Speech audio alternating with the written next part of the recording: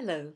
The last lecture considered the importance of older people as an economic resource key to the prosperity of the economy and to the United Kingdom.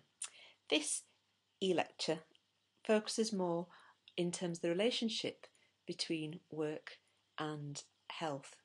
And I'd like to gratefully acknowledge the work of Colette Fegan in putting together this resource. So, health, work and well-being. There are economic, social and moral arguments that work is the most effective way to improve well-being of individuals, families and communities. The literature has highlighted that work is one of the most important means of obtaining adequate economic resources.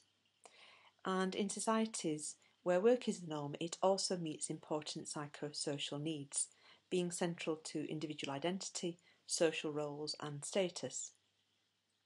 Employment and socioeconomic status are often the main drivers of physical and mental health and mortality, although some work is hazardous and also poses a risk to health. Again, in the literature, there are strong associations between worklessness and poor health, with higher mortality in people who are unemployed and also poorer general health and poorer mental health. So work for people with sickness and disability is therapeutic. It can promote recovery and rehabilitation, leading to better health outcomes. It reduces the risk of long-term incapacity and also reduces poverty, increasing quality of life and well-being. So work has been said to be the best form of welfare for all these following reasons.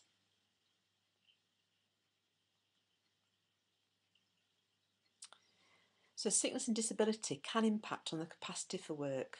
Presenteeism, sickness absence, long-term incapacity, ill health, retirement. Work can be therapeutic just as temporary absence from work can also be therapeutic.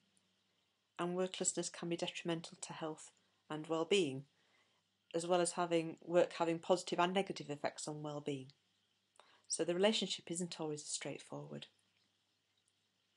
For older workers, work and employment have different financial, social and health consequences, particularly as people approach retirement. And the demographic trends, as we've already said, mean that older workers form an increasing proportion of the workforce. Early retirement can be a consequence of health problems, involuntary job loss such as redundancy, or voluntary exit from the workforce, which implies more of an informed decision.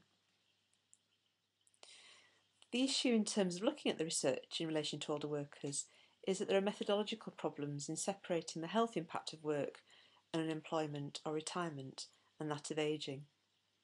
There is evidence that physical and mental capacity decline with age, thus workability also declines, and the nature and the extent of the decline and the effect on work performance varies between individuals. There's mixed evidence that older workers have any decline in perceived or reported health, and older workers do not necessarily have substantially more sickness absence, which again is very interesting.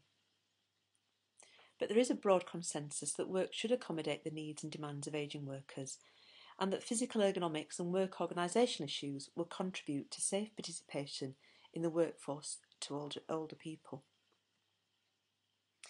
Equally, early retirement can have positive or negative effects on physical and mental health and mortality, and that does depend on people's socio-economic status. Unemployment and retirement may have different effects on health and well-being and therefore should be considered separately. Early retirement out of unemployment may lead to improvements of the depression associated with unemployment. So overall, many older workers are capable of continuing to work and can continue to work. And there's a broad consensus that matching workers' circumstances to the changing capabilities and needs of older workers will help to maintain their health and safety at work. Thank you.